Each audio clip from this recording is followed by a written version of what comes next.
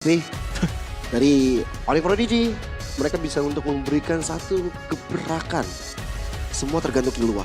Ya. Apa yang bisa dia over kepada teman-temannya. Ini benar-benar harus banget menekankan ke arah Killua sih. Karena ngelihat dari Big Academy, ini ada title-nya. Late Game Monster, Bruno, ditambah lagi dengan Joy dan juga Sicilian. Bakal berbahaya banget. Tapi ini dia, sebentar lagi kita akan melihat bagaimana game kelima dimulai. Oke, match point untuk kedua tim. Entah untuk Onyx Prodigy atau untuk Bigetron Academy.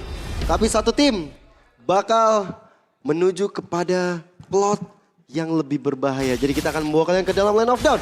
Untuk game terakhir, MDL Arena. Mana tepuk tangannya? Terima kasih. Mari kita menuju ke dalam Land of Dawn. Dan ya, di early game kita bisa melihat bagaimana pergerakan-pergerakan yang masih cukup stabil. Lui dan juga adanya sosok idiot di tangan Samuel, hero pick off. Ini yang dinanti-nantikan. Samuel dengan pick offernya. Apakah bisa untuk memberikan satu impact yang besar? Dan masalah clear. Nah ini bisa dibilang Lui agak sedikit lebih cepat dengan duality-nya. Berbeda mungkin dengan Cecilian yang harus menjaga ritme dari bad impact-nya. Sehingga ya agak sedikit lumayan terlambat. Tapi tanpa adanya Purify harusnya ini membuat Ricky agak sedikit lebih aman. Ngomongin bagaimana emblem yang dimiliki oleh kedua tim. Tidak ada yang terlalu signifikan tapi ngomongin bagaimana Cecilian dengan Tenacity. Dia tahu betul dia hanya punya escape mechanism dari arah flicker. Sehingga Tenacity akan menjaga kestabilannya, akan menjaga dia lebih sustain lagi. Dan untuk sekarang rotasi ke arah atas pun masih belum bisa dilakukan. Masih tenang dulu sebelum ada badai. Tapi gue udah gak sabar banget melihat bagaimana nantinya match bisa bersinar. Tapi awal-awal permainan harusnya Pin agak sedikit lebih unggul. Pin yang harusnya bakal lebih coba untuk lebih agresif. Atau mungkin nanti akan adanya sosok Ki yang bakal menolong. Dan bahkan sama-sama main metode pick off Ki dan juga Samuel. Siapa yang bakal dimakan? Ejector juga udah dilakukan. Bahkan dibalikan ke arah rekan-rekannya dari Onyx Prodigy. Dan sekarang Bigetron Academy masih mencari momentum-momentum yang tepat. Lins di garis terdepan. Adanya satu Sengin Claw memberikan impact kepada Samuel yang sekarang mulai tercicil. Bahkan dari turtle-nya masih coba untuk ditarik ulur begitu saja, menantikan kedua jungler untuk hadir ataupun berada di pos yang lebih aman. Ya, dengan posisi seperti ini sebenarnya Onyx masih bisa mengamankan ke arah turtle pertamanya, namun lihat bagaimana Poké yang damage dilakukan. Dengan ada Shining Claw dan juga Bad Impact, Boy TZ menjadi korban pertama bahkan di tangan Carlos itu sendiri. Dan Lins yang sekarang mencoba untuk kabur. Bakal coba untuk ditopang, bakal coba untuk di backup oleh teman-teman dari Bigetron Academy. Shining Claw masih belum mengenai targetnya, ejector ke arah belakang. Bahkan ada satu Glorious Pathway dan sekarang Carlos lah yang mendapatkan turtle-nya. Ya, speak off ke arah Boy to Z tadi. Ini yang benar mahal banget, tambah lagi dengan Samuel yang menghilang setidaknya untuk early phase. Bigetron Academy mendapatkan satu poin yang jelas banget, yaitu pick off potensial mereka. Hadirnya Ki dan juga Raiza sebagai Sicilian di arah mid lane. Dengan adanya snowball early seperti ini, damage-nya sudah sangat cukup untuk mengeliminasi siapapun yang dilempar. Apalagi ditambah dengan dari Carlos menggunakan Temporal Rain, ngebuat akhirnya mobility-nya akan sangat cepat untuk mau-follow up damage. Ya, Temporal Rain juga nantinya efek dash yang dimiliki dari sosok Carlos ya, dari dari Joy-nya. Jadi bakal lebih cepat lagi nih. Dia bakal bisa 2 kali bahkan. Dia bisa melakukan Rhythm of Joy. Pelan-pelan dari Samuel ya, terpok habis-habisan dan 1 bar HP tersisa. Tapi masih aman banget, karena kita ngeliat juga tadi untuk dari segi targeting, Joy dari Carlos, dia nggak benar-benar targeting ke arah Edith terlebih dahulu. Mungkin juga yang menakutkan adalah rentetan combo dari skill setnya Edith. Ya, match bakal lebih safety dengan dia punya Kara Needles of Flower. Dia bakal mungkin nggak akan terlalu dirusuh oleh Ki, karena ejector bisa saja gagal. Pelan-pelan dari Bigetron Academy mencoba untuk cari power spike tambahan dengan melakukan ganking seperti ini dan langsung menuju ke arah dari Narasi dengan 1 bar HP tersisa. Narasi langsung gak selamat. Even ada diversion yang coba dilakukan tapi nyatanya juga tidak ada orang yang diutus menuju ke arah top lane, dibiarkan begitu saja. Ya, masalahnya satu sih sebenarnya dengan adanya Lui melakukan teleportation dengan diversionnya. Ini yang bakalan jadi damager dealer utamanya siapa? Karena Narasi tadi yang di geng. Kalaupun emang dari Samuel yang masuk, sebenarnya bisa sih untuk nge-pick off 1 orang aja. Cuman akan terlalu single target menurutku melawan teman-teman dari Bigetron Academy yang bisa dibilang sangat-sangat di setup untuk fight besar-besaran gitu loh. Ya mungkin belum ada yang langsung bisa instan ya ketika Untuk sekarang Ejector. belum. Iya, tapi nanti ketika Raiza udah punya item, pin juga, ini bakal bahaya banget sih. Dan mereka sekarang Bigetron Academy yang bakal ngajak 5-5-nya menuju ke arah turtle. Begitu juga dengan Onyx Prodigy yang kali ini akan membawa match juga join the fight. Akan dia kasih ke arah tengahnya. Unstoppable Force, Ejector menuju ke arah Samuel. Dan Samuel bakal coba untuk dipaksa keluar flicker dari Boy TZ. Berhasil mencuri dari turtle-nya bersama dengan adanya satu fist crack yang dilakukan. Carlos mengejarkan narasi tapi ternyata Leeds lah yang gak selamat dari crossbow of tank. DPS masih belum cukup even dari match sudah terbang. Yes, dan kita sudah melihat bagaimana solusi dari Onyx Prodigy untuk mengatasi teamfight potensial yang dimiliki oleh Bigetron Academy. Mainkanlah match, percepat untuk farmnya. Karena ngelihat bagaimana match bergerak ya, match yang paling aman dari segalanya. Aman dari Sicilian, Jawhead, dan juga Joy. Otomatis kita ngelihat dari item pertamanya, ini langsung jadi ke arah Corson Side terlebih dahulu. Dengan adanya gold difference yang justru di-lead oleh teman-teman dari Onyx Prodigy, khususnya di tangan dari match, ngebuat kemungkinan. Kalau dilihat dari snowballnya, Carlos yang snowball dari Bigetron Academy. Tapi kalau dari Onyx, ini bisa jadi one-one-nya yang snowball. Asli. Ini enaknya dia punya diversion sih ya, dia bisa ke bawah tadi cepet banget, langsung bisa ngancurin ke arah outer turret. Even levelnya aja lebih tinggian match daripada narasi loh. Yap. XP laner loh ya. Iya lagi. Karena tadi kayaknya dari narasi udah masuk menit 5, dia harusnya udah beli sepatu roam. Dia harusnya udah join bersama teman-temannya dan sekarang dengan item of joy, dengan ada satu Electrifying Beats, gagal mendapatkan Kara Killua dan bahkan Carlos bakal coba dikejar. Dicegat jalan pulangnya dan Carlos tidak selamat. Wah itu benar-benar langsung dipredik kayak gitu dan ngebuat akhirnya Carlos nggak bisa bergerak sama sekali tapi teleportation dilakukan. Wah mana nih ke bawah dan memaksa ada flicker keluar dari pin.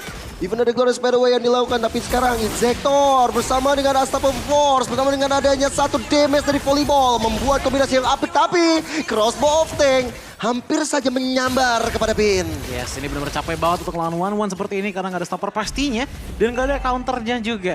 Fovises tadi sudah diambil dan kita juga ngeliat tidak adanya power dari Kufra. So, akan cukup sulit untuk menghentikan pergerakan dari match. Tapi, ngelihat bagaimana Onyx Prodigy punya badang dan juga ide, entah kenapa aku ngerasa kayaknya ini akan menjadi sebuah hyper carry one-one. Dari segi strategi yang akan dibawakan oleh Onyx Prodigy. Ya, Boy TZ bakal ngasih damage untuk ke arah objektif aja sih. Iya. Dan kalau one-one bekerja sendirian ini agak lumayan sulit sih sebenarnya ya. Walaupun penopangnya banyak nih. Ada dari Fishcrack, ada dari Samuel juga.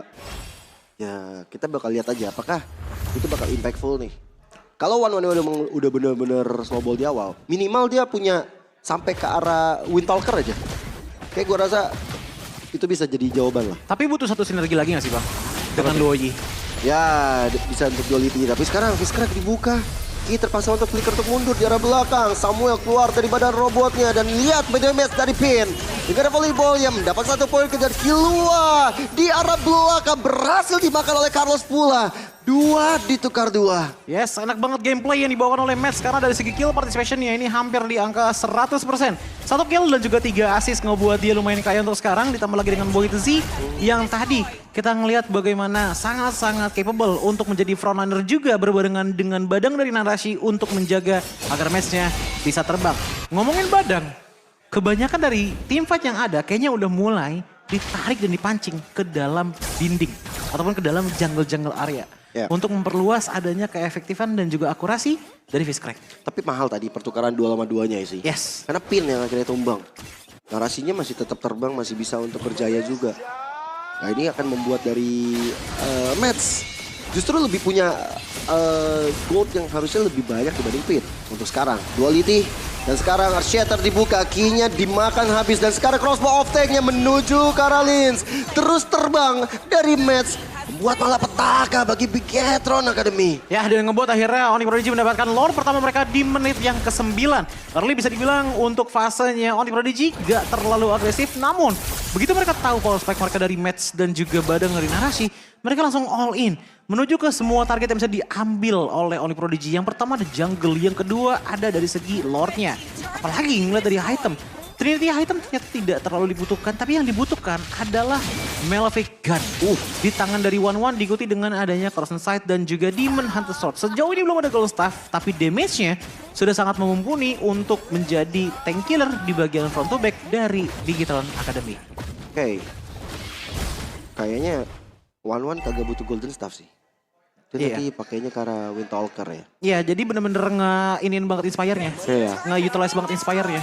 Betul. Dan ya 4.000 gold sudah dipegang oleh teman-teman dari Onyx Prodigy. Mereka unggul sekarang di game yang terakhir. Game yang penuh drama. Dan bahkan sekarang memang butuh waktu untuk Bigetron Academy untuk memastikan Riza itu punya power spike-nya. Pelan-pelan sebenarnya dari Onyx Prodigy mencoba untuk cari angin terlebih dahulu. Karena yang dibutuhkan dari Onyx Prodigy adalah bait-nya dulu nih. Biarkan saja Bigetron Academy melakukan defensive manuver. Karena selama mereka ada di dalam turret, agak sulit untuk menabrak dengan keadaan ada Bruno dan juga Cecilian. Teman, Itu problemnya. ya setuju. Untuk sekarang memang Bait keluar. mau nggak mau harus di bait. Tapi untuk Bigetron Academy sendiri, ketika mereka udah tinggal menyisakan 3 base turret aja, jadi PR untuk mereka. Mungkin gimana caranya sampai minion bisa masuk ke pekarangan rumah mereka dulu lah. Mereka minimal harus bisa farming, jangan sampai ya tapi walaupun harusnya Onyx Prodigy bakal nge-freeze minion terus-terusan sih. Jujur ya, kalau menurut gue di sini Onyx Prodigy untuk laning nggak terlalu menjadi problem banget. Nggak apa-apa di freeze kayak gini. Asal lu menangin satu minion yang paling kecil paling depan, hilangin, biarkan itu stacking. Yang akan dilakukan oleh Onyx Prodigy adalah biarkan saja mereka melakukan defensif. Tarik mereka ke arah lordnya, karena kalau sampai mereka paksa sampai ke dalam turret, jauh head Cecilian ini yang bakalan sangat-sangat berbahaya untuk menjadi pengubah angin kepada Bigetron Academy. Makanya lihat bagaimana Bigetron Academy ini benar-benar main berkumpul banget tanpa adanya niatan untuk Flicker dan juga injektor narasi kali ini benar-benar coba untuk maju ke arah depan dan akhirnya ada diversion. Coba untuk membalaskan keadaan dan lihat bagaimana Benset tahu targetnya begitu tepat. Dan Ki menjadi korban. Menyisakan Carlos dan juga Pin. Pancingan narasi berhasil membuat dari Bigetron Academy kehilangan 3 player. Dan akhirnya game terakhir ini bisa saja menjadi milik dari Onyx Prodigy. Karena wipe out di depan mata mereka. Menantikan video untuk hadir. Menantikan kemenangan bagi sang ladang. Epic comeback gagal didapatkan Bigetron Academy. ini dia Onyx Prodigy akhirnya menusukkan seluruh hal yang tajam dari landak kembali kepada Bigetron Academy dengan 3-2 yang terjadi match. Menjawab dengan power dari one-one-nya untuk di game kali ini dan ternyata terbukti sangat-sangat akurat dan aku suka sekali dengan adanya komunikasi yang sangat indah datang dari Onyx Prodigy.